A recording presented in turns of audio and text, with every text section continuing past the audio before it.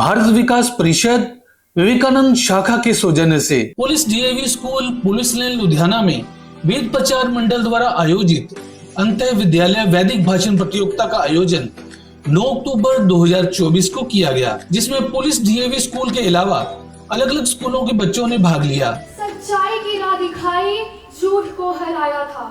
सच्चाई की राह दिखाई, झूठ को हराया था। भारत माँ का वीर सपूत स्वामी श्रद्धानंद कहलाया था। आदरणीय निर्णायकगण, अध्यापकगण एवं मेरे प्रिय साथियों, आज की इस वाचन प्रतियोगिता में मेरे बोलने का विषय है सांप्रदायिक सद्भावना के प्रतीक स्वामी श्रद्धानंद। स्वामी श्रद्धानंद सरस्वती भारत के शिक्षाविद, स्वतंत्रता संग्राम सेनानी तथा आर्य समाज के सन्यासी थे, जिन्होंने स्वामी दयानंद सरस्वती की शिक्षाओं का प्रसार किया।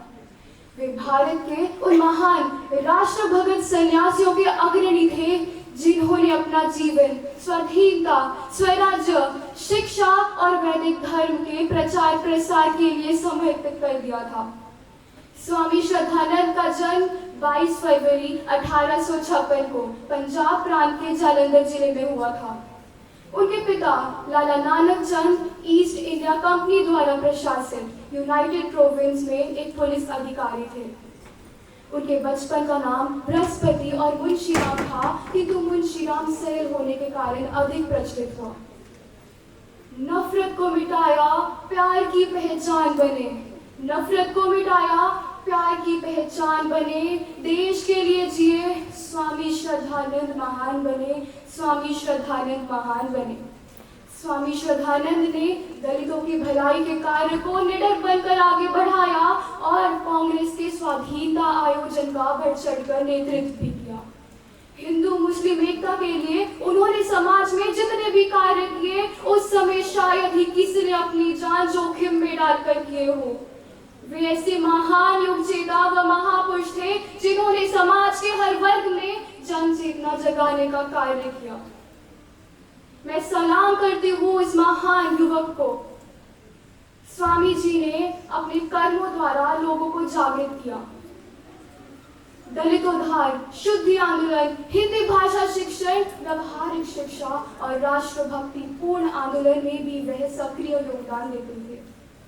वैदिक भारतीय संस्कृति पर उनका विश्वास था। हिंदू मुस्लिम एकता पर भी वह बल देते थे। हिंदू जाति के उद्धारक, स्वदेशी आंदोलन के समर्थक स्वामी श्रद्धानंद नैतिकता को अपने जीवन में प्रमुख मानते थे।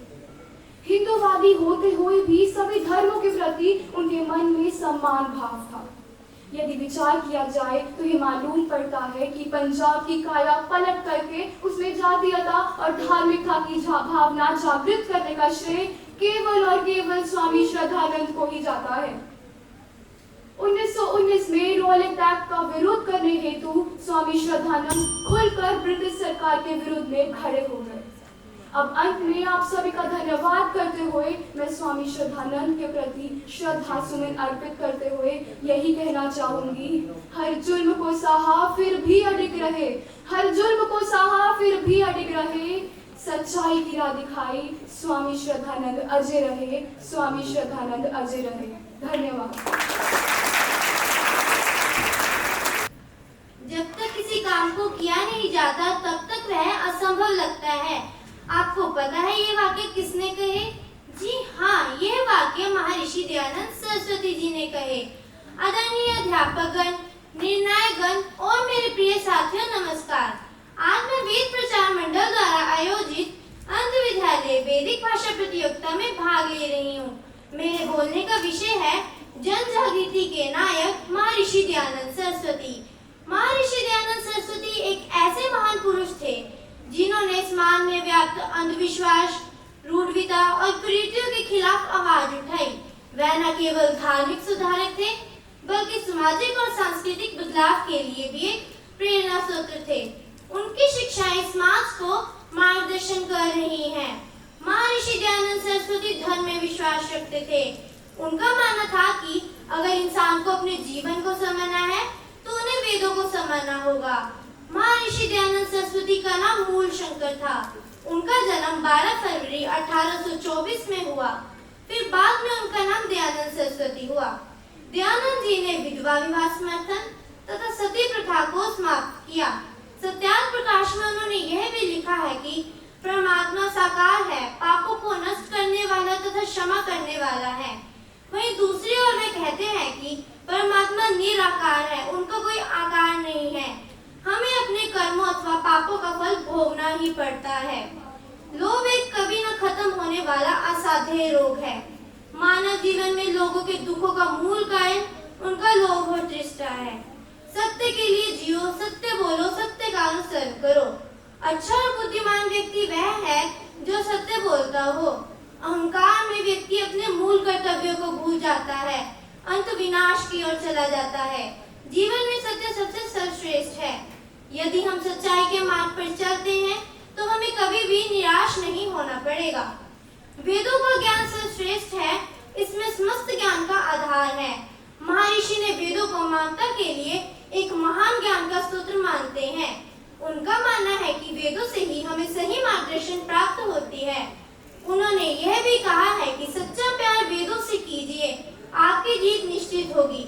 यही वो सीढ़ी है जो आपको सफलता की मंजिल तक लेकर जाएगी।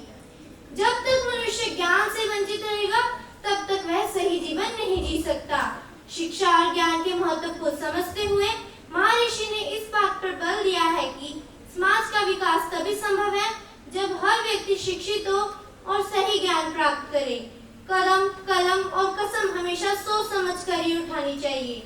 महर्षि दयानंद सरस्वती के यह विचार हमें अज्ञानता, अंधविश्वास और अन्याय के खिलाफ खड़े होने की शक्ति देते हैं। उनके यह विचार और उनका जीवन हमें सही मार्गदर्शन देते हैं। बीते हुए समय को तो बदला नहीं जा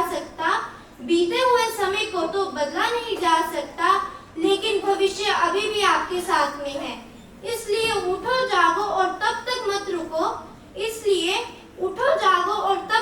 रुको जब तक सफलता की प्राप्ति न हो जाए। धन्यवाद।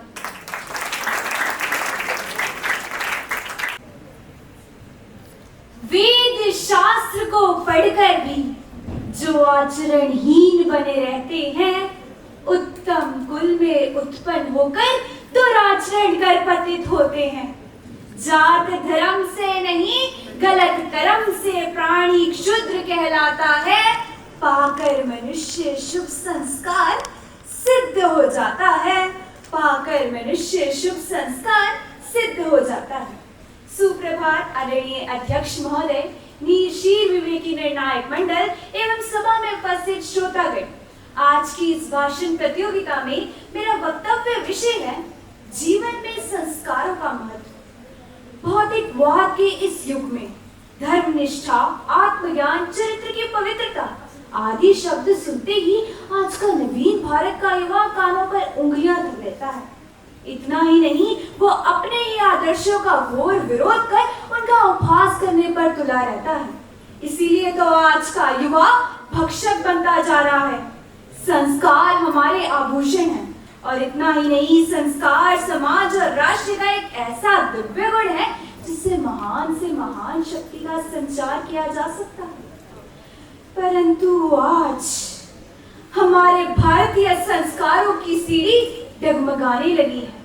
पाश्चात्य संस्कृति हमारी भारतीय संस्कृति को ठेस पहुंचा रही है, और आज का युवा भी इसी पाश्चात्य संस्कृति के दिखावटी झरनों में बहता जा रहा है, जो कि एक ब्रह्मजाल है। हमारे बड़े हमेशा हमें यह बात सिखाते आए हैं, जीवन में हर घड़ी आवश्यक है ये बात, सत्यता जीवन में हो और ज्ञान संस्कारों के साथ। हमारे बड़े संस्कारों के धनी थे। उनके पास धन दौलत, ऐशो आराम बेशक जरूरत जितना था, परंतु आत्मिक शांति और सुकून भरपूर था। हमारे बड़े जो कभी हमें कहानियां सुनाकर नैतिकता व संस्कारों के मूल्य समझाते थे, आज वह पाश्चात्य संस्कृति के प्रभाव के कारण जीवन की संध्या में पूरे परिवार के बीच अकेले रह जाते हैं, और उनका बेचैन मन बार बार यही दोहराता है, अपनी बूढ़ी आंखों से कल बरगद ने सब देखा था, कहाँ गिरा लाजों का आंचल, कल बरगद ने सब देखा था।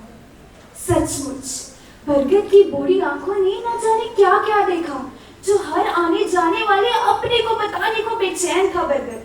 पर हर आने जाने वाले और ठीक उसकी छांव तले पल रहे नन्हे बूटों को फुर्सत ही कहाँ कि वो उनकी दास्तां सुन सके। ये कटु सत्य है कि बरगद के पद पर विराजमान हमारे बड़े आज रोने पर मजबूर हैं। एक पोते ने अपने ही दादा की गोली मारकर हत्या कर दी। 2 किशोरों ने अपने ही मित्र को नदी में डुबोकर मार डाला। ऐसे समाचार हमें आजकल आम सुनने और पढ़ने को मिलते हैं। कोई इसका कारण दूरदर्शन व सिनेमा को देता है तो कोई पाश्चात्य संस्कृति को कोसता है।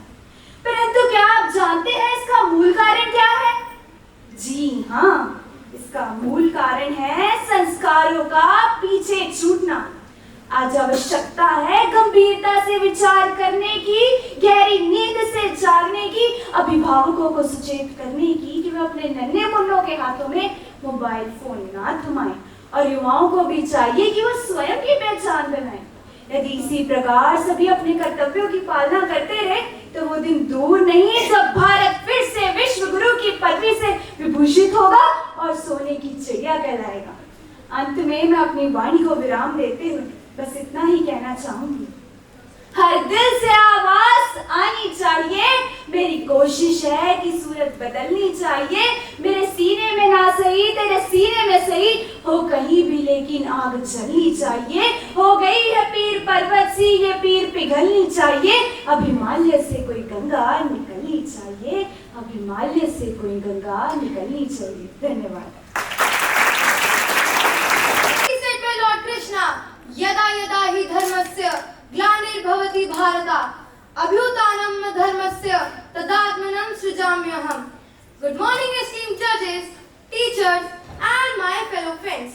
Today I stand before you to discuss a concept that has been the cornerstone of human existence for millennia, dharma, derived from the Sanskrit word dhriti, meaning to uphold. Dharma encompasses a wide range of moral, ethical, and spiritual principles that guide our life. While the exact interpretation of dharma may vary across different cultures and philosophical schools, there are 10 fundamental traits that universally embody its essence. Let us talk about each trait in detail. Our first foremost trait of dharma is dhriti or patience, enduring hardships with courage and resilience. Dhriti is the foundation of strength. It empowers us to face challenges head on, just like Nelson Mandela, who endured 27 years of imprisonment and emerged stronger to lead South Africa to democracy. Next, we have daya or compassion, showing empathy and kindness towards all living beings. Daya inspires selflessness. Mother Teresa's tireless service to poor, sick, and marginalized in Kolkata exemplifies compassion in action. Moving ahead, we have dam or self-control, mastering one's emotion and desire. Dam cultivates inner strength. Mahatma Gandhi's non-violent protest showcased self-control in the face of adversity, inspiring a nation. Coming forward, we have dana or charity, sharing one's resources with others. Dana fosters generosity. Bill Gates' philanthropic efforts by donating billions to eradicate diseases and improve education demonstrate the power of charitable giving. Next, we have ahimsa or non-violence, respecting the sanctity of life. Ahimsa promotes harmony. Martin Luther King Jr.'s peaceful civil rights movement ignited non-violent resistance, transforming society. Moving ahead, we have Arjavam or honesty, speaking the truth and being transparent. Arjavam builds trust. Nelson Mandela's truthful confession during apartheid showcased integrity, healing a nation. Next, we have Atyadham or renunciation. Atyadham frees the soul. Sant Kabir's simple living and spiritual focus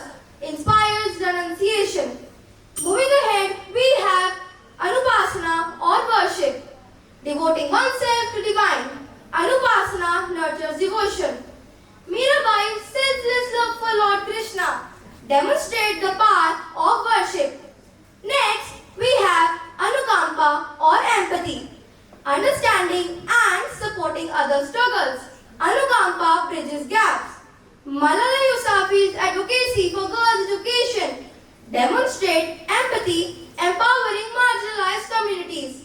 Last but not the least, Ahimsa Parmo Dharma, or non-violence is the highest dharma, prioritizing non-violence in all actions. Ahimsa Parmo Dharma guides our actions. Mahavira's teaching on non-violence shaped Jainism, inspiring universal harmony. Let us incorporate these aims into our daily life, transforming ourselves and society. Appreciating your patience, wishing you a wonderful day. Thank you.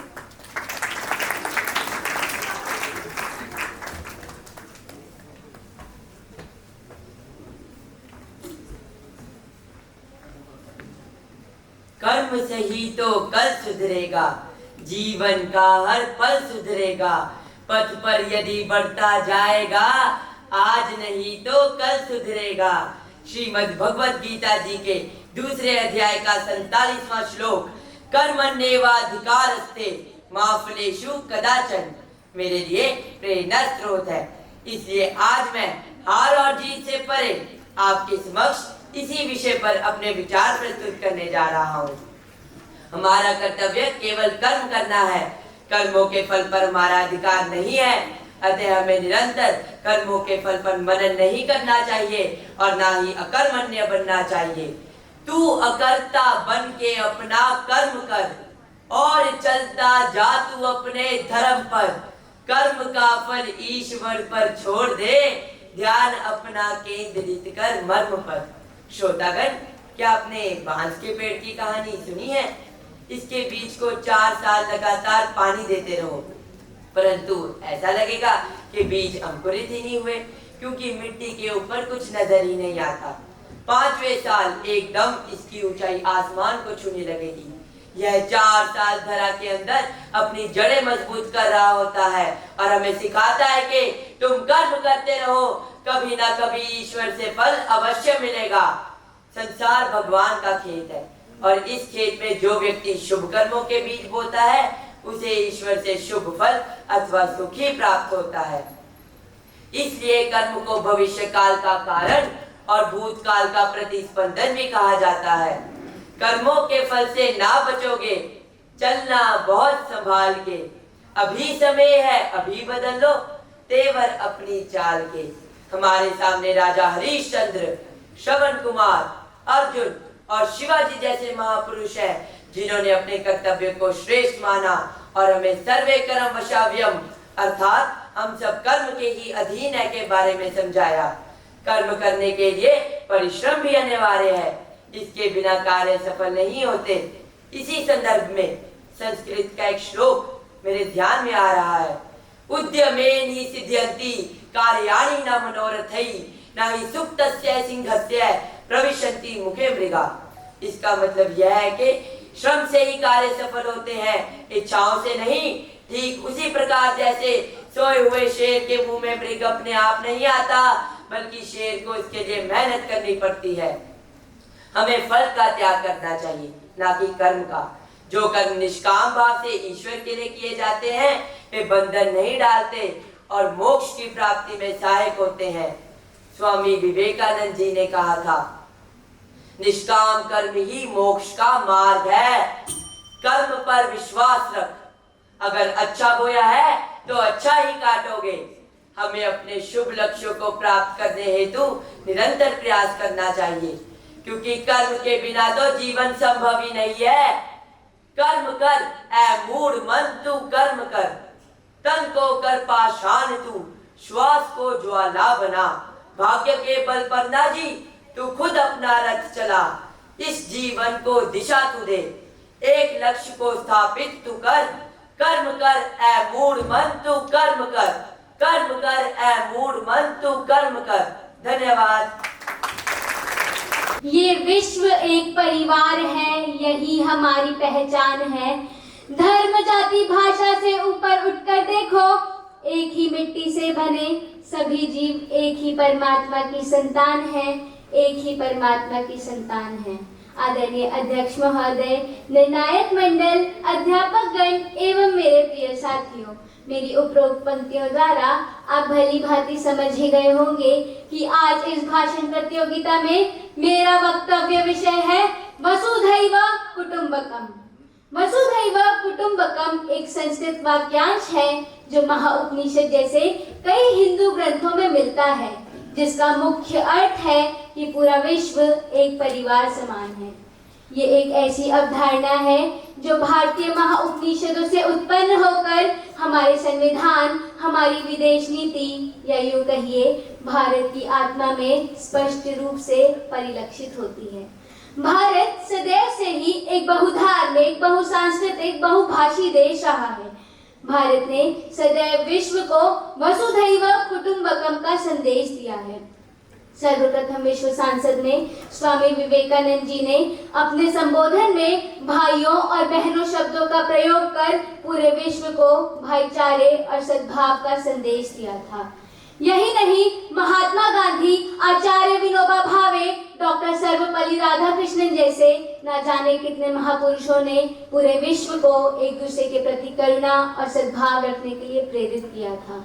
यदि हम वर्तमान समय की बात करें तो operation Kaveri, operation Ganga, operation समुद्र सेतु, operation Meghdoot, operation दोस्त जैसे न जाने कितने अनगिनत ऑपरेशन द्वारा भारत ने न केवल अपने देश के नागरिक बल्कि अन्य देशों के नागरिकों को भी सुरक्षित उनके देश पहुंचाया और ये सिद्ध किया है कि हम सदैव वसुधैव कुटुंबकम की कामना करते हैं। महोदय, हम कैसे भूल सकते हैं कि कोरोना वैश्विक महामारी में कैसे पूरा विश्व एक परिवार सा बन गया था, जहां एक ओर भारत ने नेपाल, बांग्लादेश, भूटान जैसे 100 से अधिक देशों की वैक्सीन मैत्री पहल के जरिए सहायता की, वहीं दूसरी ओर अमेरिका, नीदरलैंड, थाईलैंड जैसे देशों ने भारत की भी सहायता की और ये सिद्ध किया कि पूरा विश्व एक परिवार है।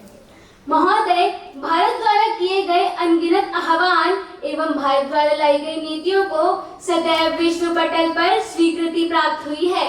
केवल भारत के आह्वान पर अंतर्राष्ट्रीय योग दिवस को पूरे विश्व का समर्थन मिला, जो कि पूर्ण रूप से एक पृथ्वी, एक भविष्य और एक कुटुंब को दर्शाता है। यही नहीं महोदय, आयुष्मान मंत्रालय एवं विश्व स्वास्थ्य संगठन वाले मिलकर दुनिया का पहला पारंपरिक चिकित्सालय भी भारत में बना रहे हैं, जिससे मानवता की अधिक सेवा की जा सकेगी। और हम इस बात को कैसे भूल सकते हैं कि इस बार तो G20 की कमान भी पूर्ण रूप से भारत ने संभाल रखी है, जहां एक ओर राजनीतिक तनाव, आर्थिक मंदी, गरीबी, भुखमरी जैसे संकट पूरे विश्व में व्याप्त हैं। इसलिए इस बार G20 का विषय भी वसुधैव कुटुंबकम रखा गया। अंत में मैं केवल इतना ही कहना चाहूंगी कि जिस प्रकार एक परिवार में मैं की अपेक्षा हम की भावना मानी गई है, जिस तरह एक परिवार में मैं की अपेक्षा हम की भावना मानी गई है, एक की समस्या को सबकी समस्या समझा जाता है, ठीक उसी प्रकार पूरे विश्व को भी मैं की अपेक्षा छोड़कर हम के दृष्टिकोण को अपनाकर वसुधैव कुटुंबकम की कामना का दोहन करना चाहिए। तभी हम विश्व के भविष्य को सुंदर एवं उज्जवल बना सकेंगे, क्योंकि अयम निज परोवती गणना लघु चेतसाम उदारचरितानाम तु वसुधैव कुटुंबकम, तु वसुधैव कुटुंबकम। धन्यवाद। ओम है ईश्वर हमारा, ओम प्राणाधार है, ओम है कर्ता विधाता, ओम पालनहार है। आदरणीय अध्यक्ष महोदय, अध्यापकगण एवं मेरे प्रिय साथियों, आज मेरे भाषण का विषय है परमात्मा का निज नाम ओम। ईश्वर से बढ़कर इस संसार में कोई नहीं है। ईश्वर का कोई आकार या मूर्ति न होने के कारण ईश्वर का स्वरूप निराकार है। ईश्वर सर्वव्यापक है, इसीलिए वे सृष्टि के प्रत्येक कण में विद्यमान है। सर्वव्यापक होने के कारण ईश्वर सदैव हमारे अच्छे बुरे कर्मों को देखता रहता है। अच्छे कर्मों को पुरस्कार तथा बुरे कर्मों को दंड भी देता है। ईश्वर अजन्मा, अजर, अमर है।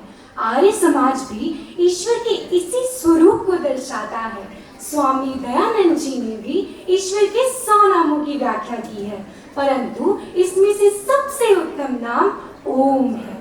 ओम अ, उ तथा म से मिलकर बना है, जिसमें अ का अर्थ है ब्रह्मा अर्थात सृष्टि को रचने वाला, उ का अर्थ है विष्णु अर्थात पालन करने वाला तथा म का अर्थ है महेश अर्थात संहार करने वाला। ओम उस परम पिता परमात्मा को याद करने वाले सभी मंत्रों में सर्वोत्तम है। ओम एक ऐसा शब्द है जिसके एक जाप मात्र में भूत वर्तमान भविष्य सभी समाये हैं। वेद पुराणों में भी लिखा गया है कि ओम का जाप करने से मन को शांति मिलती है तथा इसका गुणगान करने से मनुष्य जन्म मरण के इन भेदभावों से दूर हो जाता है, मनुष्य को मोक्ष मिल जाता है। इसीलिए कहा गया है कि ओम के जाप से मन शांत हो जाएगा, अंत में यही ओम हमें मुक्ति तक पहुंचाएगा। सभी धर्मों के बीज मंत्र में ओम ही तो समाया है, जैसे कि जैन धर्म के नवकार मंत्र का लघु रूप ओम नमः, बौद्ध धर्म में ओम मणिपदम तथा सिख धर्म के बीज मंत्र एक ओंकार में एक का अर्थ है एक तथा ओंकार जो कि ओम शब्द से बना है का अर्थ है परमात्मा। अगर कोई यह कहे कि परमात्मा के इतने सारे नाम होने के कारण परमात्मा भी अनेक है तो ये कहना गलत है, क्योंकि परमात्मा तो केवल एक है जिसका ना कोई आदि है और ना ही कोई अंत। इसीलिए मनुष्य को नामों के इस भेदभाव में ना पड़कर परमात्मा के निज नाम ओम का जाप करना चाहिए। ओम हम सभी में है, तुझ में ओम मुझ में ओम, हम सब में ओम समाया है, कर लो जवाब में प्यार सभी, यहाँ कोई नहीं कराया है। मनुष्य का जन्म बहुमूल्य है, यह 84 लाख योनियों के पश्चात ही मिलता है। इसीलिए मनुष्य को मोह माया के इस जाल में ना फंसकर परमात्मा के निज नाम ओम का ध्यान करना चाहिए, ताकि उसकी आवाज परमात्मा तक पहुंच सके। प्रत्येक मनुष्य सुख की कामना करता है, परंतु वह ये भूल जाता है कि उसे यह दुख अपने ही कर्मों के कारण तो मिलता है। यदि मनुष्य दुखों को अपनाकर परमात्मा में लीन हो जाए तो उसे सुख की प्राप्ति अवश्य होगी। इसीलिए प्रत्येक मनुष्य को बुरे कर्म छोड़कर अच्छे कर्म करने चाहिए, ताकि उसकी आत्मा परमात्मा में समा सके और उसका जीवन सफल हो सके।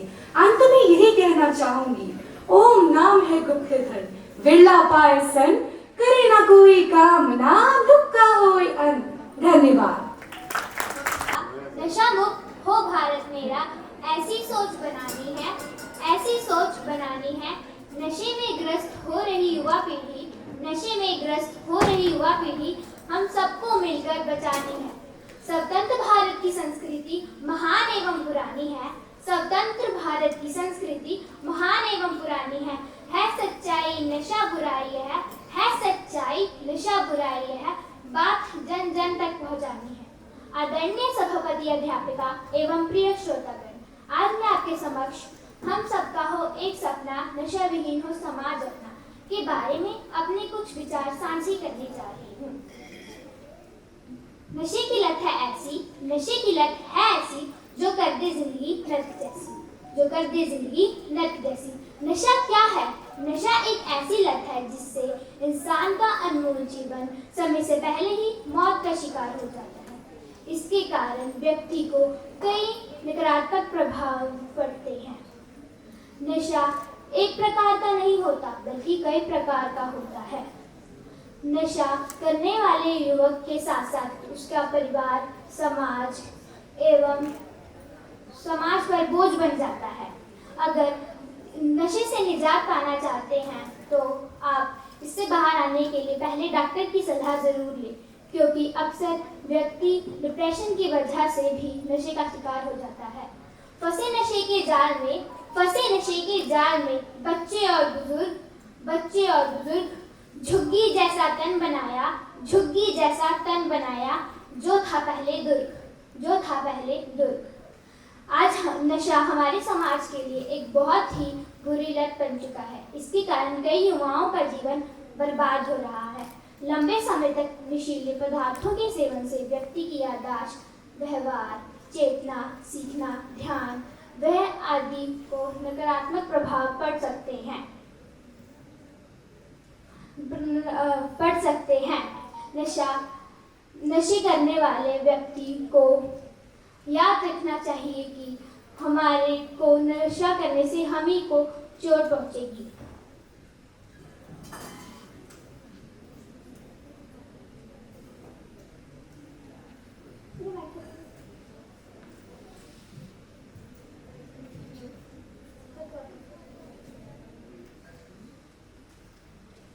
लंबे समय तक नशीले पदार्थों के सेवन से व्यक्ति की याददाश्त, व्यवहार, सीखना, चेतना एवं ध्यान को नकारात्मक प्रभाव पड़ सकते हैं।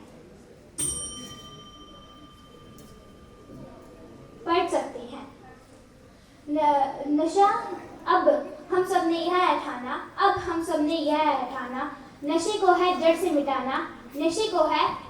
मिटाना। आंकड़ों से पता चलता है कि देश में 10 करोड़ लोग नशे की गिरफ्त में हैं, जिसमें अधिकतर युवा हैं। यह बहुत ही चिंतनीय है। हम सबको इसमें सहयोग दिखाते हुए कठिन से कठिन प्रयास करना चाहिए। सरकार अगर नशीले पदार्थों की बिक्री पर रोक लगा दे तो काफी हद तक इससे छुटकारा पाया जा सकता है। सरकार के साथ साथ पूरे देश की जनता को भी इसमें सहयोग दिखाना चाहिए। हर समझदार नागरिक का एक सपना, नशा विहीन हो समाज अपना। धन्यवाद। ज्ञान के सागर 4 वेद, यह वाणी है भगवान की, इसी से मिलती सब सामग्री जीवन के कल्याण की। सभी वेदों में वर्णित जल की महत्ता की जानकारी आप सबके समक्ष पेश करने के लिए मैं अनुमति की प्रार्थना चाहती हूँ। वेद हिंदू धर्म के ऐसे ग्रंथ हैं जिनमें ज्ञान का असीमित भंडार है। इसलिए कहा जाता है कि वेद का ना आदि है और ना अंत। वेद इसलिए भी अतुल्य है क्योंकि इसे किसी आम मनुष्य ने नहीं लिखा, बल्कि ऋषियों ने अपनी गहरी तपस्या से ईश्वर की आवाज सुनी। इसे ही वेद कहा जाता है। मानव जाति के समझने के लिए वेदों को 4 भागों में विभाजित किया गया, जो इस प्रकार है: ऋग्वेद या यजुर्वेद, सामवेद और अथर्ववेद। इन्हीं महान ज्ञान कोशों में जल की महत्ता का खूब बखान किया गया है। 5 तत्वों में से एक है जल। पौराणिक मान्यताओं के अनुसार जल की उत्पत्ति नर से हुई है, जिसे प्राचीन काल में नार भी कहा जाता था। वह नर नार में ही निवास करता है, अतः उस नर को नारायण कहते हैं। विष्णु पुराण के अनुसार ब्रह्मा जी का पहला नाम नारायण था। दूसरे शब्दों में भगवान का जलमय स्वरूप ही इस जीवन की उत्पत्ति का कारण है। ऋग्वेद में कहा गया है: इदमापे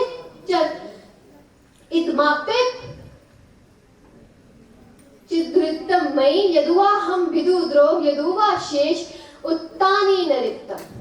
जल में अखंड प्रवाह, उदारता, परोपकार एवं शीतलता जैसे गुण विद्यमान रहते हैं।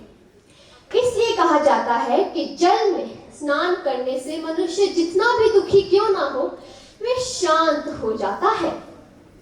अक्सर माता श्री को कहते सुनती हूँ कि जल पियो रोग दूर होंगे। इस बात की पुष्टि मुझे अथर्ववेद में मिली। जल चिकित्सा बहुत ही प्रभावी चिकित्सा है। इससे हर रोग का निरोग होना संभव है।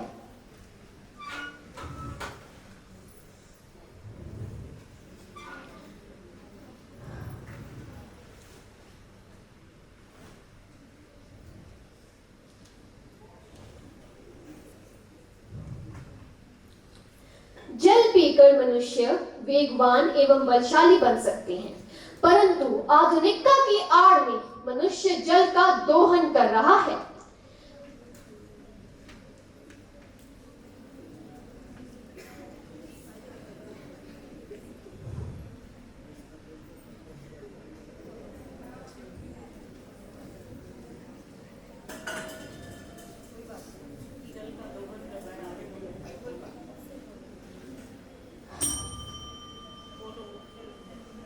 अपनी वाणी को विराम देते हुए मैं बस इतना ही कहना चाहती हूँ कि जल है तो कल है। मनुष्य को जल को बचाने का उपक्रम करना चाहिए। एवं मैं इस उल्लेख का समापन करते हुए एक कविता कहना चाहूंगी। जल है जीवन, जीवन है जल रे मानव, मुझको पहचान कर मेरा उपयोग ना अपव्यय, जिससे हो मेरा अपमान। रख मेरे प्रति देव भाव में, देता हूँ सुखमयी जीवन। रस बन बहता नर तन में, दुख में बनता नीर नयन। मेरे प्रति सूची शीतल जल का मोल न यदि मानव समझेगा, बिजली होगी बंद धरा पर हाथ को हाथ न सूझेगा। बिजली होगी बंद धरा पर हाथ को हाथ न सूझेगा। धन्यवाद। मानयोग जज साहबान, अध्यापक साहबान ਅਤੇ ਮੇਰੇ ਪਿਆਰੇ ਸਾਥੀਓ, ਅੱਜ ਦੇ ਇਸ ਮੁਕਾਬਲੇ ਵਿੱਚ ਮੇਰੇ ਬੋਲਣ ਦਾ ਵਿਸ਼ਾ ਹੈ ਪਾਣੀ ਹੀ ਜੀਵਨ ਹੈ। ਬਿਨਾਂ ਸ਼ੱਕ ਤਬਦੀਲੀ ਕੁਦਰਤ ਦਾ ਨਿਯਮ ਹੈ। ਹਰ ਕੋਈ ਬਦਲਾਅ ਚਾਹੁੰਦਾ ਹੈ। ਵੰਸਵੰਦਾ ਹਰੇਕ ਦੇ ਮਨ ਨੂੰ ਪਾਉਂਦੀ ਹੈ, ਪਰ ਜੇਕਰ ਇਹ ਬਦਲਾਅ ਸਾਡੇ ਲਈ ਨੁਕਸਾਨਦੇਹ ਹੋ ਜਾਵੇ ਤਾਂ ਇਹੋ ਜਿਹੇ ਬਦਲਾਅ ਦਾ ਕੋਈ ਫਾਇਦਾ ਨਹੀਂ। ਹੁਣ ਜੇਕਰ ਮੈਂ ਆਪਣੇ ਵਿਸ਼ੇ ਦੀ ਗੱਲ ਕਰਾਂ ਤੇ ਪਾਣੀ ਧਰਤੀ ਦੀ ਕੁੱਲ ਸਤਹ ਦਾ 74% ਭਾਗ ਹੁੰਦਾ ਹੈ। ਜੀਵਨ ਸਰੀਰ ਦਾ 70% ਭਾਰ ਪਾਣੀ ਨਾਲ ਹੈ। ਇਸ ਤੋਂ ਭਾਵ ਕਿ ਪਾਣੀ ਤੋਂ ਬਿਨਾਂ ਸਾਡਾ ਜੀਵਨ ਸੰਭਵ ਹੀ ਨਹੀਂ ਹੈ। ਪਰ ਨਵੇਂ ਯੁੱਗ ਦੀ ਉન્નਤੀ ਤੇ ਨਵੇਂ ਤਕਨੀਕੀ ਵਿਕਾਸ ਕਾਰਨ ਪੈਦਾ ਹੋ ਰਹੇ ਵਿਅਰਥ ਪਦਾਰਥਾਂ ਦਾ ਪਾਣੀ ਵਿੱਚ ਨਿਕਾਸ ਕਰਨਾ ਪਾਣੀ ਪ੍ਰਦੂਸ਼ਣ ਫੈਲ ਰਿਹਾ ਹੈ। ਵੱਧਦੀ ਹੋਈ ਜਨਸੰਖਿਆ ਦੀ ਪੂਰਤੀ ਲਈ ਵਰਤੀਆਂ ਜਾਣ ਵਾਲੀਆਂ ਵਸਤੂਆਂ ਜਿਵੇਂ ਸਾਬਣ, ਡਿਟਰਜੈਂਟ, ਰਸੋਈ ਘਰਾਂ ਦੀ ਰਹਿੰਦ ਖੂੰਹਦ, ਵਾਸ਼ਿੰਗ ਪਾਊਡਰ ਆਦਿ ਪਾਣੀ ਵਿੱਚ ਮਿਲ ਕੇ ਪਾਣੀ ਨੂੰ ਦੂਸ਼ਿਤ ਕਰਦੇ ਹਨ। ਇਸੇ ਤਰ੍ਹਾਂ ਖੇਤੀਬਾੜੀ ਵਿੱਚ ਵੀ ਸਿੰਚਾਈ ਲਈ ਪਾਣੀ ਦੀ ਬਹੁਤ ਜ਼ਰੂਰਤ ਹੁੰਦੀ ਹੈ। ਪਰ ਅੱਜਕੱਲ੍ਹ ਦੇ ਕਿਸਾਨ ਆਪਣੀ ਫਸਲ ਦੀ ਉਪਜ ਵਧਾਉਣ ਲਈ ਖੇਤਾਂ ਵਿੱਚ ਕੀਟਨਾਸ਼ਕ ਦਵਾਈਆਂ ਸਪਰੇਅ ਕਰਕੇ ਪਾਣੀ ਨੂੰ ਦੂਸ਼ਿਤ ਕਰਦੇ ਹਨ। ਫੈਕਟਰੀਆਂ ਦੇ ਵਿੱਚ ਚੱਲ ਰਹੇ ਉਦਯੋਗਾਂ ਵਿੱਚੋਂ ਕੱਢੇ ਗਏ ਕਈ ਪ੍ਰਕਾਰ ਦੇ ਰਸਾਇਣਾਂ ਤੇ ਤੇਜ਼ਾਬਾਂ ਨਾਲ ਪਾਣੀ ਵਿੱਚ ਜ਼ਹਿਰੀਲਾਪਨ ਬਣਦਾ ਹੈ। ਜੋ ਵੀ ਜੀਵ ਇਸ ਪਾਣੀ ਦੀ ਵਰਤੋਂ ਕਰਦਾ ਹੈ ਉਸ ਤੇ ਜ਼ਹਿਰੀਲਾ ਪ੍ਰਭਾਵ ਪੈਂਦਾ ਹੈ, ਜਿਸ ਕਰਕੇ ਅੱਜਕੱਲ੍ਹ ਛੋਟੇ ਬੱਚਿਆਂ ਨੂੰ ਨਵੀਆਂ ਬਿਮਾਰੀਆਂ ਲੱਗ ਰਹੀਆਂ ਹਨ। ਪੁਰਾਣੇ ਜ਼ਮਾਨੇ ਵਿੱਚ ਜਦੋਂ ਘਰ ਦੀਆਂ ਔਰਤਾਂ ਨਹਿਰਾਂ ਨਦੀਆਂ ਦੇ ਨਹਾਉਣ, ਕੱਪੜੇ ਧੋਣ ਜਾਂਦੀਆਂ ਸਨ ਤਾਂ ਉੱਥੇ ਹੀ ਪੀਣ ਵਾਲਾ ਪਾਣੀ ਹੀ ਗਾਗਰ ਵਿੱਚ ਭਰ ਲਿਆਉਂਦੀਆਂ ਸਨ। ਪਰ ਉਸ ਸਮੇਂ ਕਿਸੇ ਵੀ ਭਿਆਨਕ ਬਿਮਾਰੀ ਦਾ ਨਾਮੋ ਨਿਸ਼ਾਨ ਨਹੀਂ ਸੀ। ਉਦੋਂ ਲੋਕਾਂ ਦੀ ਉਮਰ ਵੀ 100 ਸਾਲ ਹੁੰਦੀ ਸੀ। ਅਸੀਂ ਜਿੱਥੇ ਪਾਣੀ ਨੂੰ ਪ੍ਰਦੂਸ਼ਿਤ ਕੀਤਾ ਹੈ ਉੱਥੇ ਪਾਣੀ ਦੀ ਦੁਰਵਰਤੋਂ ਵੀ ਕੀਤੀ ਹੈ। ਪਾਣੀ ਦੀ ਦੁਰਵਰਤੋਂ ਤੇ ਪ੍ਰਦੂਸ਼ਿਤ ਹੋਣ ਦਾ ਮੁੱਖ ਕਾਰਨ ਇਹ ਹੈ ਕਿ ਅਸੀਂ ਨਹਿਰਾਂ ਦੇ ਪਾਣੀ ਨੂੰ ਵਰਤੋਂ ਵਿੱਚ ਲਿਆਉਣ ਲਈ ਪਾਸਾ ਵੱਟ ਲਿਆ ਹੈ। ਕਰੀਬ 17,000 ਨਹਿਰੀ ਖਾੜੇ ਗਾਇਬ ਹੋ ਗਏ ਹਨ। ਮੁਫਤ ਬਿਜਲੀ ਦੀ ਸਹੂਲਤ ਨੇ ਕਿਸਾਨਾਂ ਨੂੰ ਨਹਿਰੀ ਪਾਣੀ ਤੋਂ ਦੂਰ ਕਰ ਦਿੱਤਾ ਹੈ। ਇੱਕ ਪਾਸੇ ਕਿਸਾਨਾਂ ਨੇ ਨਹਿਰੀ ਪਾਣੀ ਨਾਲ ਕੰਮ ਮਾਰ ਦਿੱਤਾ ਹੈ ਤੇ ਦੂਜੇ ਪਾਸੇ ਜ਼ਮੀਨ ਹੇਠੋਂ ਅੰਨ੍ਹੇਵਾਹ ਪਾਣੀ ਦੀ ਨਿਕਾਸੀ ਕੀਤੀ ਜਾ ਰਹੀ ਹੈ। ਹਕੂਮਤਾਂ ਨੇ ਨਹਿਰੀ ਢਾਂਚਾ ਤੋਂ ਮੂੰਹ ਫੇਰ ਲਿਆ ਹੈ ਤੇ ਹੌਲੀ-ਹੌਲੀ ਇਹਨਾਂ ਨਹਿਰੀ ਢਾਂਚਿਆਂ ਦੀ ਆਖਰੀ ਕੜੀ ਨਹਿਰੀ ਖਾੜੇ ਵੀ ਆਪਣਾ ਵਜੂਦ ਗਵਾ ਬੈਠੇ ਹਨ। ਸਿੰਜਾਈ ਮਹਿਕਮੇ ਨੇ ਜਦੋਂ ਨਹਿਰੀ ਖਾੜਿਆਂ ਦੀ ਬਹਾਲੀ ਦੀ ਕਾਰਵਾਈ ਸ਼ੁਰੂ ਕਰਵਾਈ ਤਾਂ ਹੈਰਾਨੀ ਭਰੇ ਤੱਥ ਸਾਹਮਣੇ ਆਏ ਹਨ।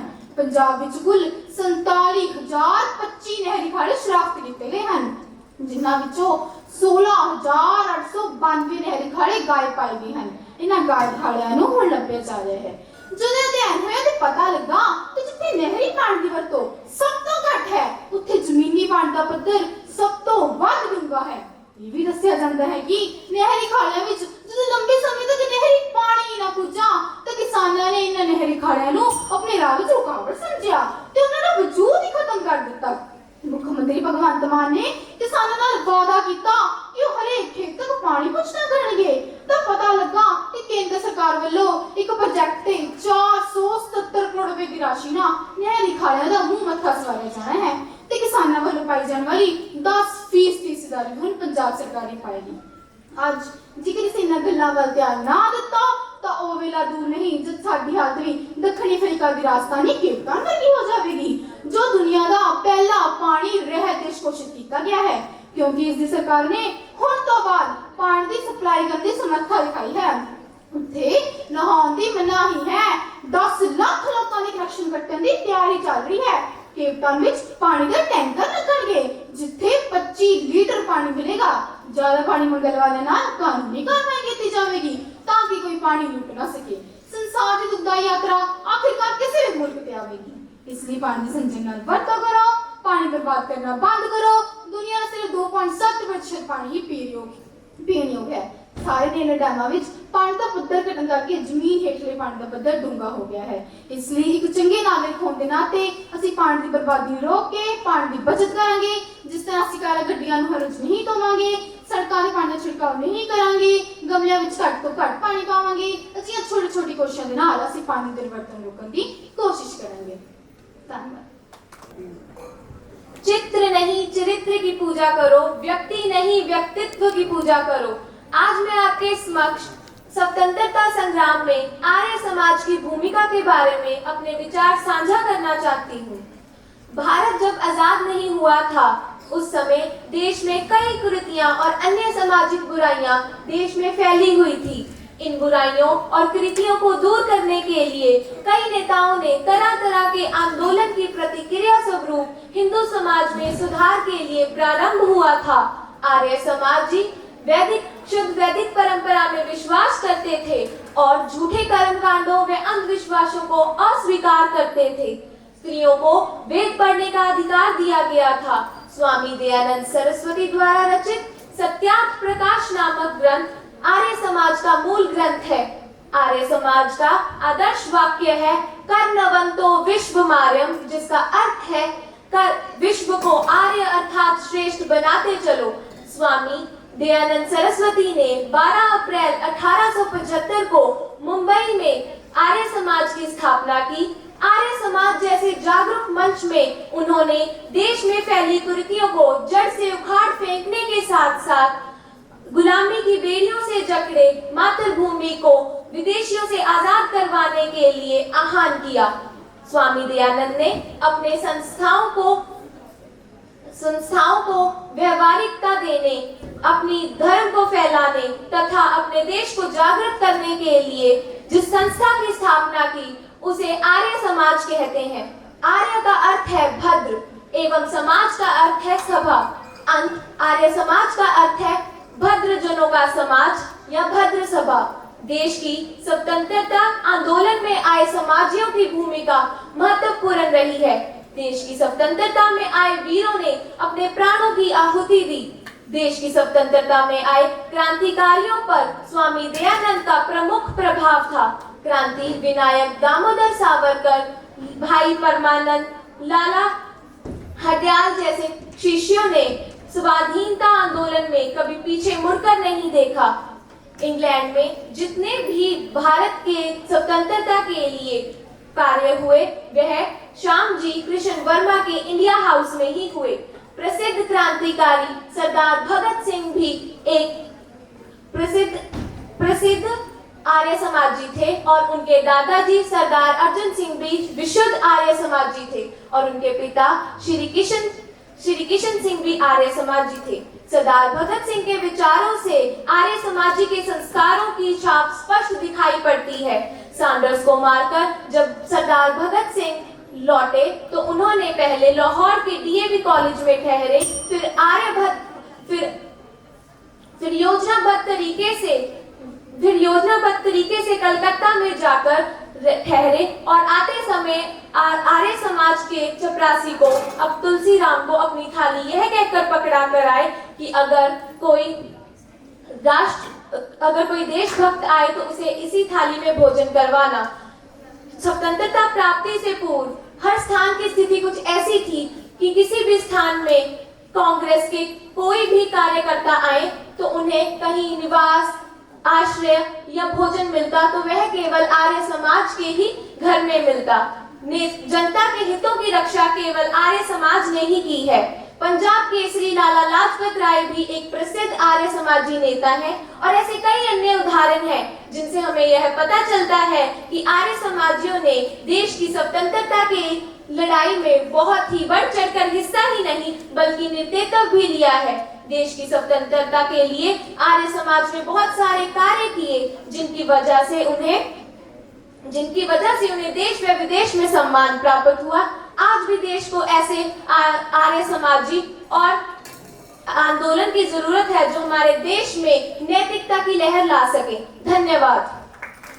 यदि कोई आप लोगों से एक सवाल करें कि आपकी जिंदगी में सबसे बड़ा शिक्षक कौन है तो निसंदेह आप में से कुछ कहेंगे माता, क्योंकि उनसे बड़ी सीख और कौन ही दे सकता है। वहीं कुछ लोग कहेंगे पिता, क्योंकि वही हमें अनुशासन में रहना सिखाते हैं। और वहीं कुछ लोग कहेंगे गुरु, क्योंकि वही हमें शस्त्र और शास्त्र सिखाते हैं। लेकिन इन सब में एक चीज की समानता है, ये पहले सिखाते हैं और फिर हमारी परीक्षा लेकर देखते हैं कि हम कितना सीख करें। यानी हमें बनाने के लिए इन तीनों की हमारे जीवन में अहम भूमिका है। आदरणीय अध्यक्ष महोदय, निर्णायक मंडल और अन्य श्रोतागण को मेरा सादर नमन। आज मैं आप सभी के समक्ष माता पिता और शिक्षक का सम्मान इस विषय पर विचार अभिव्यक्ति हेतु उपस्थित हूँ। कहते हैं, पिता के द्वारा डांटा गया पुत्र, शिक्षक के द्वारा डांटा गया शिष्य और सुनार के द्वारा पीटा गया सोना आगे जाकर आभूषण ही बनते हैं। माँ की ममता और पिता का संरक्षण हमें हमारे जीवन में कठिन परिस्थितियों का सामना करने की प्रेरणा देता है। वहीं दूसरी ओर शिक्षक हमें हमारे जीवन में आगे बढ़ने का ज्ञान देते हैं। उसके साथ साथ शिक्षकों तो हमारे शास्त्र में ईश्वर का दर्जा देते हुए कहा गया है, गुरु ब्रह्मा गुरु विष्णु गुरु देवो महेश्वरा, गुरु साक्षात पर ब्रह्म, गुरु श्री तमस्मे रमा। इसी के साथ आगे बढ़ते हुए मैं ये कहना चाहूंगा कि निस्संदेह हम ये तीनों जो पदवियां हैं, ये तीनों जो स्थान है, माता पिता और शिक्षक, इनकी हमारे जीवन में अहम भूमिका है। यहाँ तक कि इन तीनों को देवताओं का समान भी एक श्लोक में दिया गया है, जहां पर कहते हैं कि माता पिता गुरुदेव भव। माँ की ममता, पिता का प्यार राह दिखाते हैं या पार। उनके ना होने से अधूरा है हमारा जीवन, उनके स्नेह से पूरा होता है यह संसार। ज्ञान का प्रकाश फैलाते, अज्ञान के अंधकार को मिटाते, संस्कार और संस्कृति का प्रचार कर हमें सिखाते, यही है हमारे शिक्षक। आगे बढ़ें तो मैं यह बात जरूर आगे आपके सामने रखना चाहूंगा कि निसंदेह इतिहास में एक लव्य उदाहरण आता है हमारे सामने, जिसमें एक शिक्षक ने श्री द्रोणाचार्य जी की मूर्ति के सामने खड़े होकर शिक्षा प्राप्त की थी। उनका अपने गुरु के प्रति इतना आदर था कि उन्होंने बिना सोचे समझे अपने एक अंगूठा उन्हें भेंट कर दिया। लेकिन आज के समय में ऐसा मुझे नहीं लगता कि करता होगा, क्योंकि बदलती जीवन शैली और आधुनिकता की होड़ और अन्य कारणों के कारण बच्चे अपने माता पिता और शिक्षक तीनों के ज्ञान को, अनुभवों को नजरअंदाज कर देते हैं। नजरअंदाज कर देते हैं उनके सभी ज्ञान को जो उनके पास है। ये भूल जाते हैं वो उनसे कितने बड़े हैं, उनके कितने सालों का तजुर्बा है उनके पास। निसंदेह आगे बढ़े तो ये भी कहना चाहूंगा कि जो गुरु हैं, आजकल तो जो भी शिक्षक प्रणाली है, जो भी शिक्षिका है, सब एक व्यापार से बन चुका है। जो गुरु हैं, जो पहले पूजिए जाते थे, जीवन का जिनका था आधार, ज्ञान का दीपक लेकर करते थे लोगों के, बच्चों के मन का में प्रकाश। लेकिन कहाँ खो गया उनका ये मान, कहाँ खो गया उनका ये मान, कहाँ रह गए, कहाँ गुम हो गया उनका वो आदर, कहाँ रह गया, कहाँ गुम हो गया उनका वो सम्मान। आगे बढ़े तो अंत में अपनी वाणी को विराम देते हुए और आप लोगों से विदा लेते हुए बस इतना कहना चाहूंगा कि माता पिता की ममता है अपरंपार, शिक्षक का ज्ञान है सागर विशाल। इन दोनों के आशीर्वाद से ही बनता है हमारा जीवन सफल। इसलिए माता पिता और शिक्षक का करना सदा सम्मान। धन्यवाद। मैं उस भारत से आता हूँ जिसके होठों पर गंगा और हाथों में तिरंगा है। कभी सत्यम शिवम सुंदरम, कभी इंकलाब जिंदाबाद, कभी वंदे मातरम, तो कभी पंजाब सिंध गुजरात मराठा द्राविड़ उत्कल गंगा है। सुप्रभात आदरणीय निर्णायक मंडल, शिक्षकगण एवं मेरे प्रिय साथियों। आज मैं आपके समक्ष भगत सिंह के सपनों का भारत विषय पर अपने विचार प्रस्तुत करने जा रहा हूँ। जो देश के लिए मर मिटे, हमने सम्मान से उन्हें शहीद का दर्जा दे दिया। शहीद भगत सिंह, शहीद चंद्रशेखर आजाद, शहीद राजगुरु, शहीद कैप्टन बत्रा, सूची तो बहुत लंबी है। मान्यवर, शहीद कह देना इन शूरवीरों के बलिदान को बहुत छोटा कर देता है। महज 23 वर्ष के अदम्य साहसी युवा शहीद भगत सिंह देश की आजादी का सपना अपनी आंखों में संजोए अपनी जान देने से पीछे नहीं हटे। अगर वह चाहते तो अंग्रेजों से क्षमा याचना कर जीवित रह सकते थे, अपनी जिंदगी अपनी भलाई के बारे में सोच सकते थे, परंतु उन्होंने ऐसा नहीं किया और यही कारण है कि वह देश के युवाओं के प्रेरणा स्रोत है। मान्यवर, शहीद भगत सिंह का सपना था कि देश में ना कोई अमीर हो ना कोई गरीब हो, ना कोई ऊंचा हो ना कोई नीचा हो, बस हो तो लोगों के दिलों में प्यार और भाईचारा हो। परंतु आज हम जिस ओर देखते हैं वहां गरीबी की आग में जलते हुए लोग, असमानता की धार में बहते हुए लोग, अन्याय की चोट से करहाते हुए लोग। क्या यही है हमारा समाज? क्यों है ये भेदभाव? क्यों है ये अन्याय? क्यों है ये गरीबी? क्यों है ये असमानता? क्या हमारे पास नहीं है समाधान? क्या हमारे पास नहीं है सहानुभूति? मान्यवर, आज शहीद भगत सिंह का सपना था कि महिलाओं पर कोई अत्याचार ना करे, उन्हें भी पुरुषों के समान अधिकार मिलने चाहिए। अभी कुछ दिन पहले की वारदात को याद करें तो जो एक महिला डॉक्टर के साथ हुआ, क्या वह सही था? शहीद भगत सिंह का कहना था कि स्त्री और पुरुष दोनों ही एक दूसरे के पूरक हैं, दोनों को साथ मिलकर ही समाज को आगे बढ़ाना होगा। सत्य ही कहा गया है, महिला की शक्ति और पुरुष की ताकत एक साथ मिलकर बनाती है जीवन की बात। ना कोई कमजोर है ना कोई मजबूत है, बस एक साथ हैं और एक साथ चलते हैं। मान्यवर, आज के युवाओं में बहुत ही तेजी से एक संक्रमण रोग फल फूल रहा है और वह रोग है अभिव्यक्ति की कमी। जी हाँ, अभिव्यक्ति की कमी। आज के युवाओं में आत्मविश्वास की कमी है, वे अपने विचारों को रखने में घबराते हैं। उन्हें लगता है कि कहीं उनके विचारों का मजाक ना बन जाए, उन्हें लगता है कि कहीं उनके विचारों को कोई महत्व नहीं देगा। लेकिन मैं कहता हूं कि ऐसा नहीं है। हमारे देश में अभिव्यक्ति की स्वतंत्रता है, हम अपने विचारों को रख सकते हैं और हम अपने विचारों को रखेंगे भी। मान्यवर, शहीद भगत सिंह का कहना था कि जिंदगी तो अपने दम पर ही जी जाती है, दूसरों के कंधे पर तो सिर्फ जनाजे उठाए जाते हैं। हमें इस बात को अपने जीवन में याद रखना चाहिए और अपने सपनों को पूरा करने के लिए खुद प्रयास करना चाहिए। अंत में यही कहना चाहूंगा कि आज के युवाओं को शहीद भगत सिंह के सपनों को पूरा करने के लिए काम करना चाहिए। हमें अपने देश को गरीबी, असमानता और अन्याय से मुक्त कराना चाहिए। हमें अपने देश को एक ऐसा देश बनाना चाहिए जहां हर किसी को समान अधिकार मिले और जहां हर किसी को समान अवसर मिले। इंकलाब जिंदाबाद। धन्यवाद। आदरणीय अध्यक्ष महोदय, श्री विवेकी निर्णायक मंडल एवं सभा में उपस्थित श्रोतागण, आज इस वैदिक भाषण प्रतियोगिता में मेरा वक्तव्य विषय है कर्मण्येवाधिकारस्ते मा फलेषु कदाचन, अर्थात कर्म करो परंतु फल की इच्छा मत करो, जो कि श्रीमद् भगवद गीता के दूसरे अध्याय में भी दर्ज है। गीता तत्व ज्ञान का ग्रंथ है और उसकी आत्मा है कर्म। कर्म क्या है? फल की इच्छा को छोड़कर अपने धर्म, कर्तव्य एवं दायित्व का पालन करना ही कर्म है। गीता कर्मवाद पर बल देती है। कर्म का संदेश ही गीता का असली प्रयोजन है। गीता के उपदेश से ही अर्जुन ने छोड़ा हुआ धनुष फिर से उठाया था। कर्म ही जीवन का संचालक तत्व है। सोते, जागते, उठते, बैठते मनुष्य हर पल किसी न किसी कर्म में लगा रहता है। मन, वचन तथा आचरण से वह अपने अच्छे और बुरे कर्मों को करता है। तभी तो कहते हैं कर्म प्रधान विश्व चिराखा, जो जस कर ही सो तस फल चाखा। व्यक्ति जन्म से नहीं अपने द्वारा किए गए कर्मों से प्रसिद्ध होता है। इसलिए मनुष्य को श्रेष्ठ व कल्याणकारी कर्म करते हुए लंबी व पूरी उम्र जीने का यत्न करना चाहिए।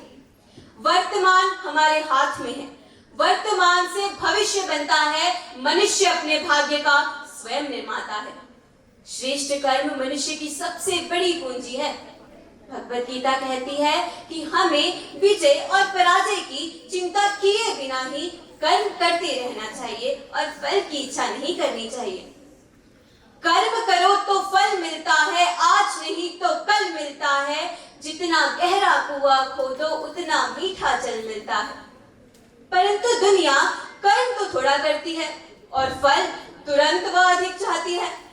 आज का भौतिकतावादी इंसान परमात्मा के नियम व व्यवस्था को बदलकर अपने अनुकूल करना चाह रहा है, जबकि गीता का स्पष्ट मत है कि पूर्व जन्म था, वर्तमान है और भविष्य में जीव पुनर्जन्म को प्राप्त होगा। इस कर्म फल की व्यवस्था में कोई भूल चूक नहीं होती। ईश्वर के न्यायालय में ना कोई वकील और ना दलील और ना ही कोई अपील चलती है। कर्मफल इंसान का सब जगह पीछा ऐसे ही करता है जैसे हजारों गायों में बछड़ा अपनी मां को ढूंढ ही लेता है। किसी के पाप या अपराध माफ नहीं होते। किसी ने क्या सुंदर फरमाया है, जैसा कर्म करेगा वैसा फल देगा भगवान। यही है गीता का ज्ञान, यही है गीता का ज्ञान। भगवत गीता हमें बुरे कर्मों से बचने और श्रेष्ठ व कल्याणकारी कर्म करने की प्रेरणा देती है। वह हमें बताती है कि परमात्मा से डरो, उसकी मार में आवाज नहीं होती, क्योंकि परमात्मा माला और माल से राजी नहीं होते। वह तो हमारे अच्छे कर्मों से प्रसन्न होते हैं।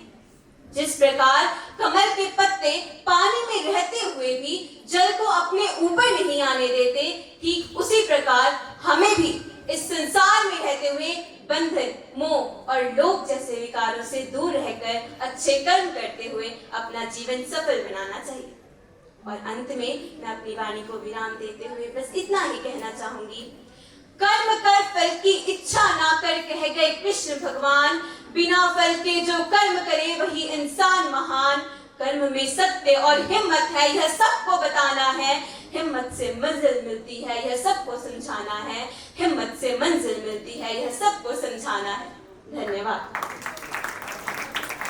A very good morning to the respected judges, teachers and everyone present here. I feel highly obliged to stand on the stage and express my views on the given topic, the benefits of modern technology, such as mobile phones and internet.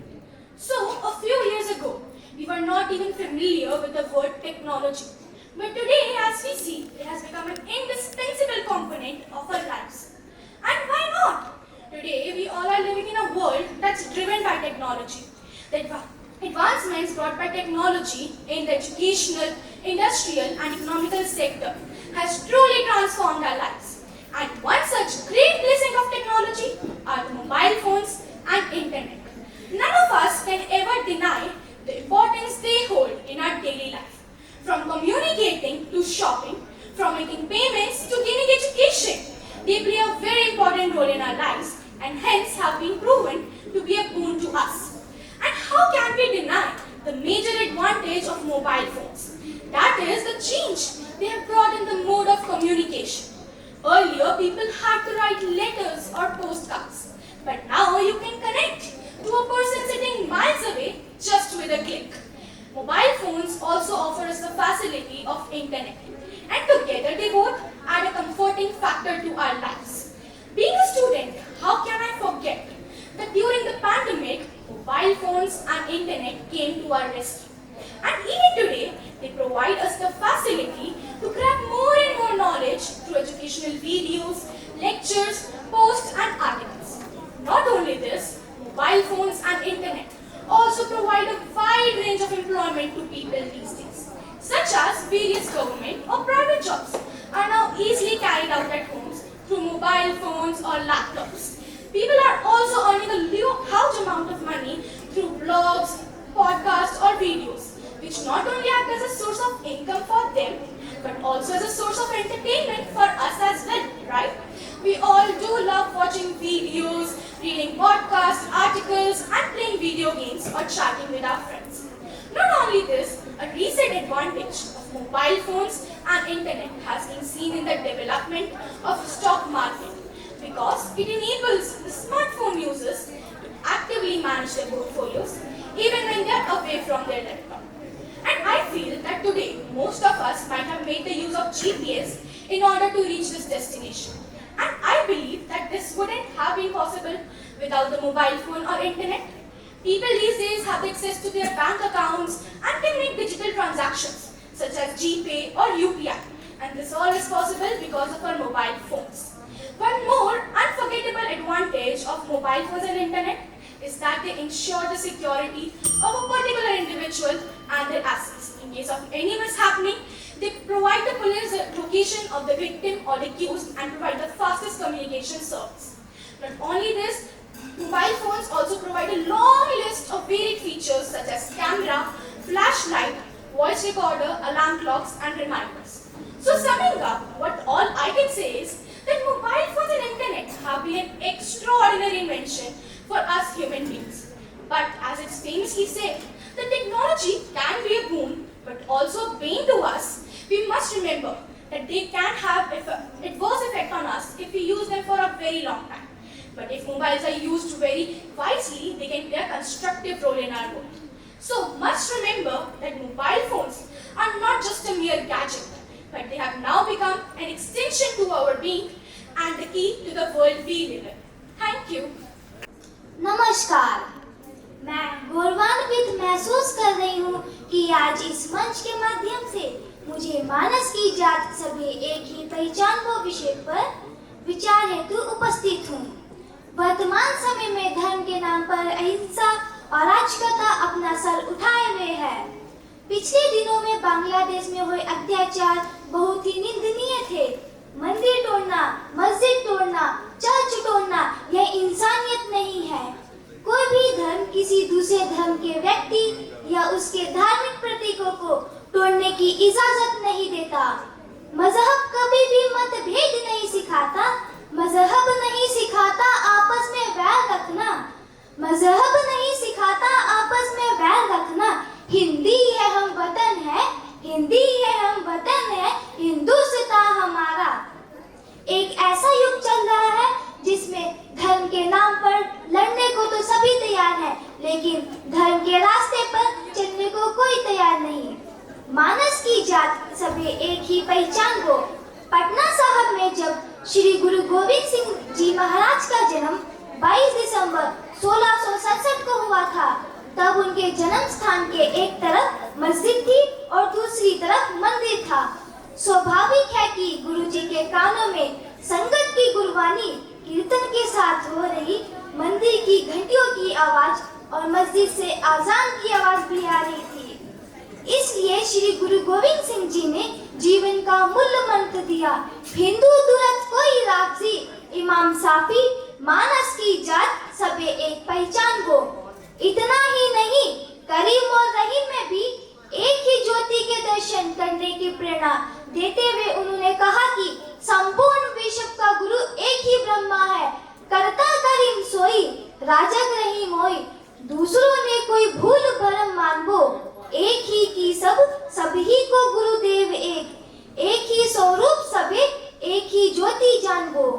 गुरु जी ने पथ भ्रष्ट जनता को सही मार्ग दिखाने के लिए धर्म, जात, देश, भाषा के कारण उत्पन्न विभिन्नता समाप्त कर भावनात्मक एकता स्थापित करने के उद्देश्य से यह समझाया कि मंदिर, मस्जिद, पूजा, नमाज हिंदू मुसलमान में मूलतः कोई भेद नहीं है, यह केवल बाहरी दिखावा है। इतना ही नहीं, आत्मा भी परमात्मा का अंश है। गीता और कुरान कभी आपस में नहीं लड़ते। गीता और कुरान कभी आपस में नहीं लड़ते। लड़ते केवल वो लोग हैं जो इन्हें नहीं पढ़ते। क्या खूब कहा था इकबाल जी ने, क्या खूब कहा था इकबाल जी ने, कोई भी धर्म एक दूसरे से ईर्ष्या या वैर रखना नहीं सिखाता, बल्कि आपसी भाईचारे और मेल मिलाप रखने का संदेश देता है। धर्म मनुष्य के लिए है, धर्म मनुष्य के लिए है, ना कि मनुष्य धर्म के लिए। धर्म या मजहब कोई कच्चा धागा नहीं है जो तनिक से झटके से टूट जाए, किंतु यह तो इतना पवित्र और महान है कि इसके छूने मात्र से भी अपवित्र भी पवित्र बन जाता है। इतिहास गवाह है कि धर्म कभी खतरे में था ही नहीं।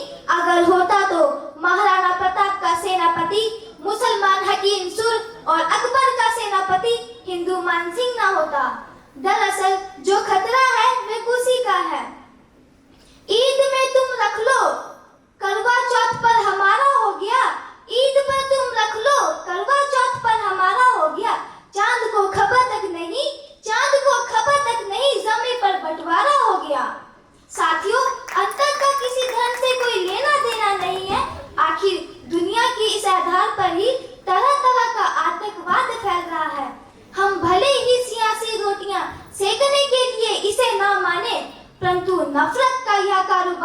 खत्म होगा और कैसे?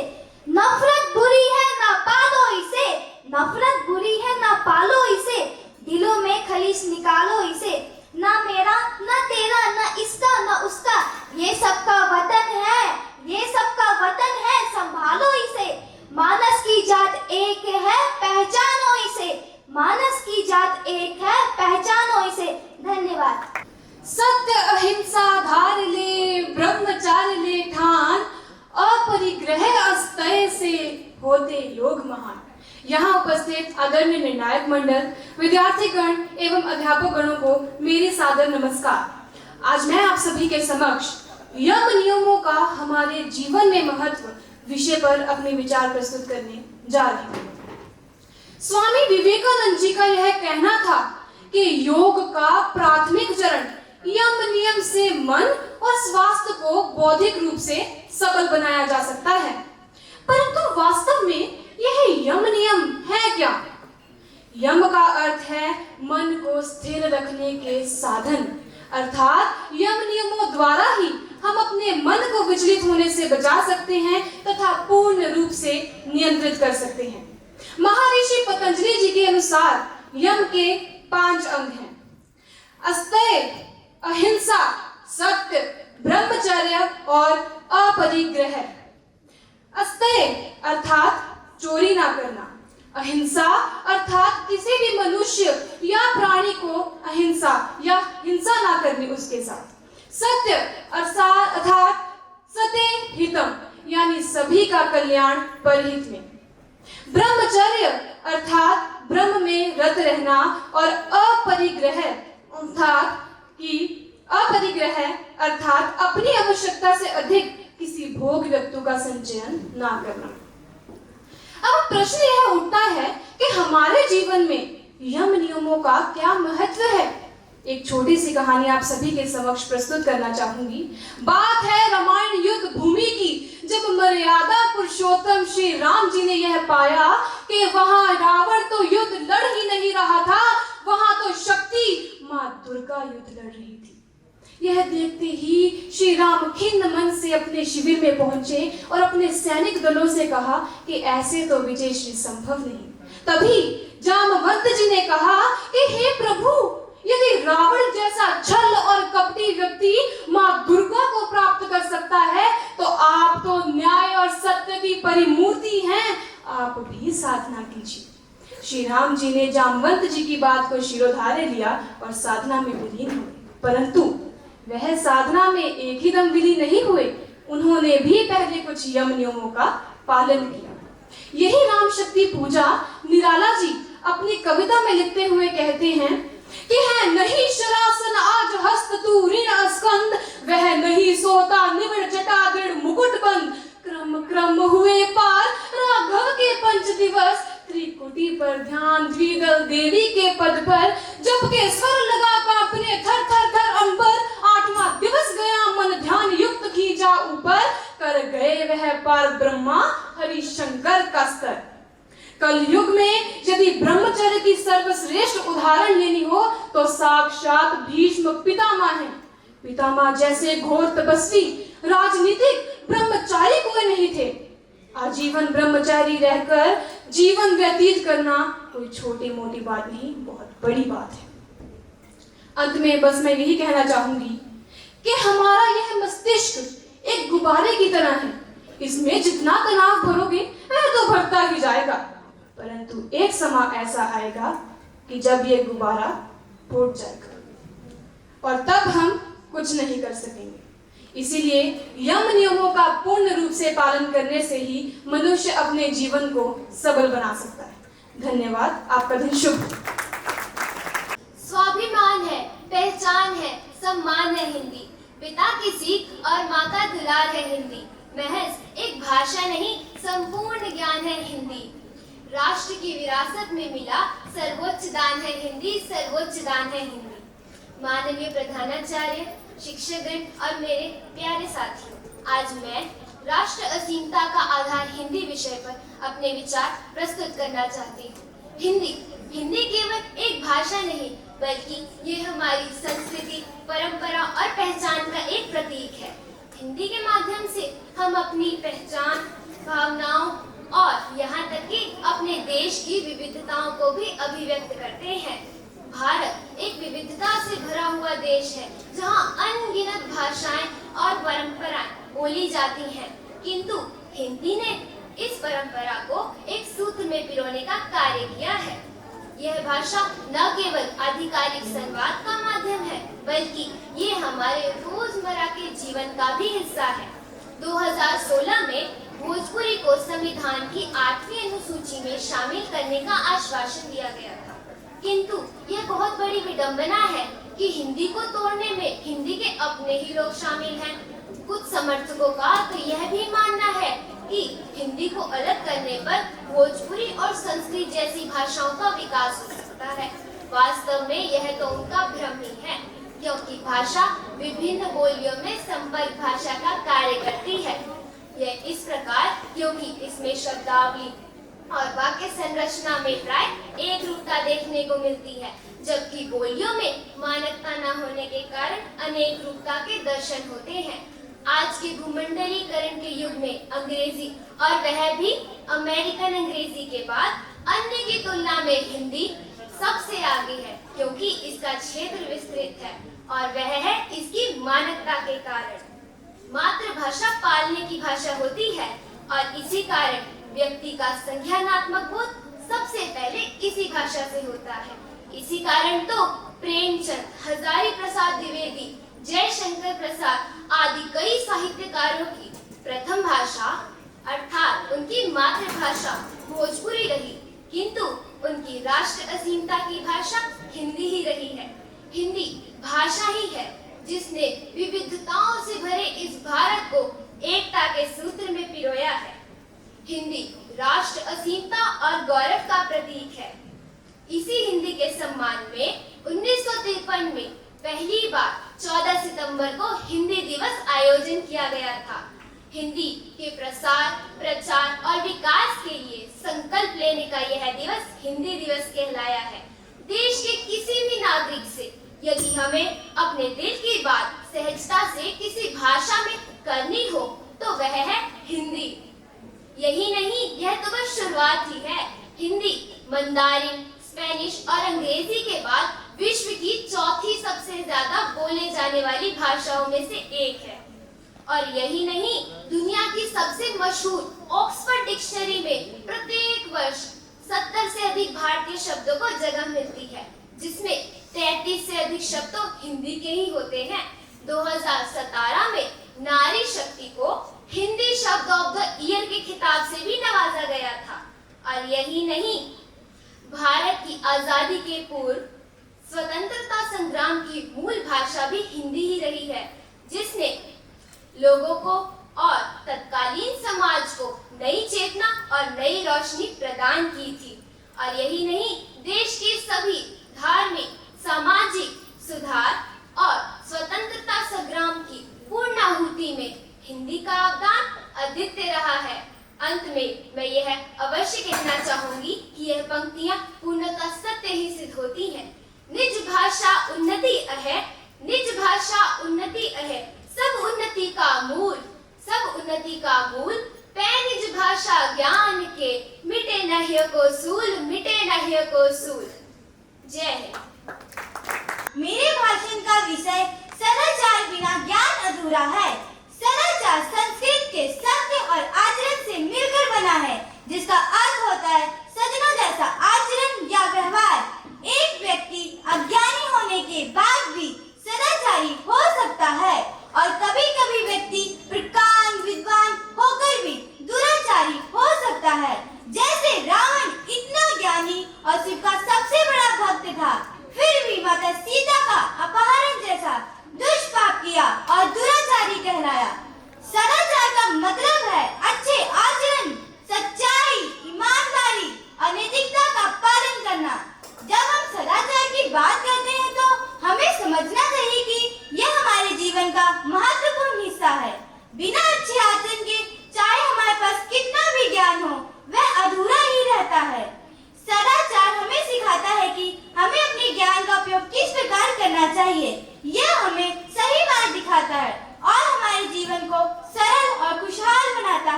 जैसे जैसे हम बड़े होते हैं हमें समझना चाहिए कि सदाचार और ज्ञान का साथ होना बहुत जरूरी है। सदाचार मानव जीवन के लिए सबसे सर्वश्रेष्ठ गुण माना जाता है। जिस प्रकार किसी व्यक्ति के जीवन में शिक्षा महत्वपूर्ण होती है, उसी प्रकार सत्य, संगति, अनुशासन एवं सदाचार का भी उतना ही महत्व है। सदाचार मानव के भीतर नैतिकता का संचार करता है।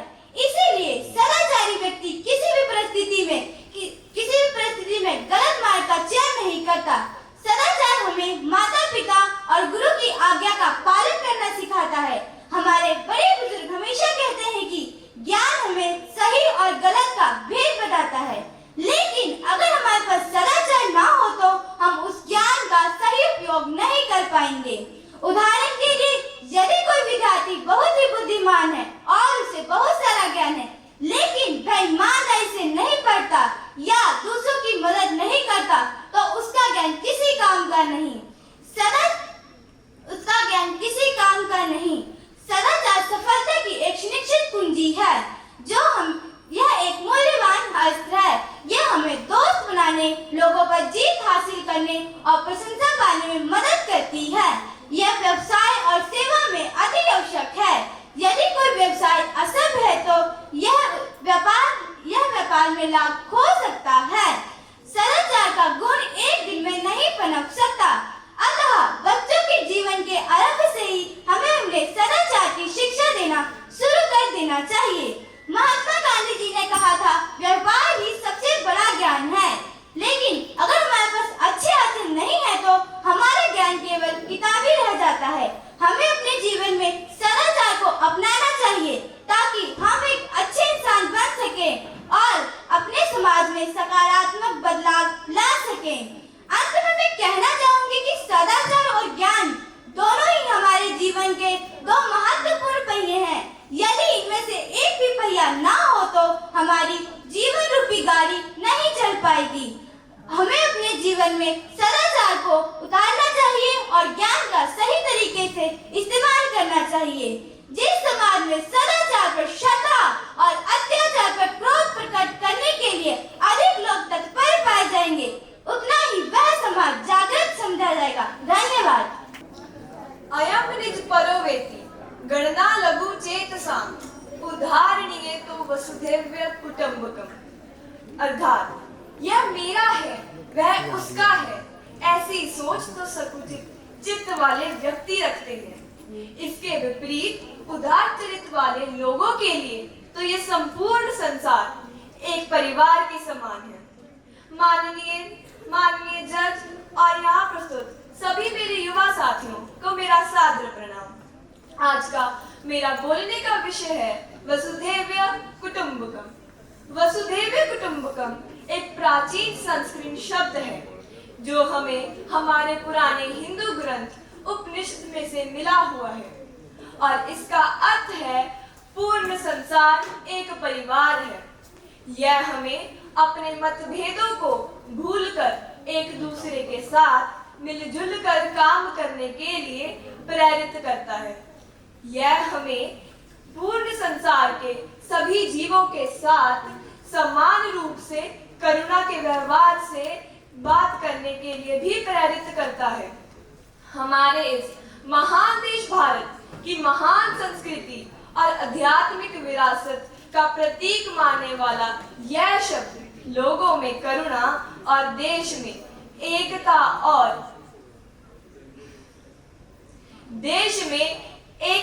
और शांति का प्रतीक माना जाता है। इस भाग दौड़ से भरे विकासशील जीवन में वसुधैव कुटुंबकम की महत्वपूर्णता पहले से भी अधिक बढ़ गई है।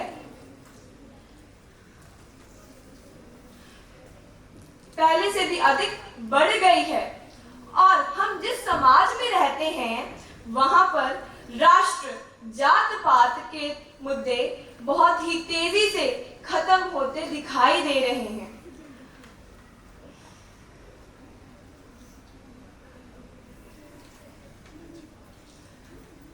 यह हमें एक दूसरे के साथ समान रूप से बातचीत तथा उनके साथ समान रूप से गरिमापूर्ण व्यवहार करने के लिए भी प्रेरित करता है।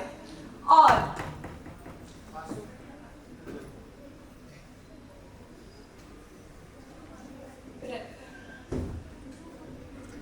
हम जिस समाज में रह रहे हैं वहां पर उन्होंने वसुधैव कुटुंबकम का संदेश का पालन करके एक दूसरे के साथ समान रूप से करुणा के साथ और एक दूसरे का आदर करके एक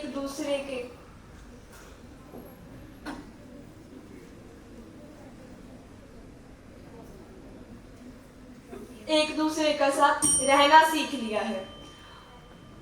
वसुधैव कुटुंबकम के प्रभाव से हम एक बेहतर भविष्य का निर्माण कर सकते हैं।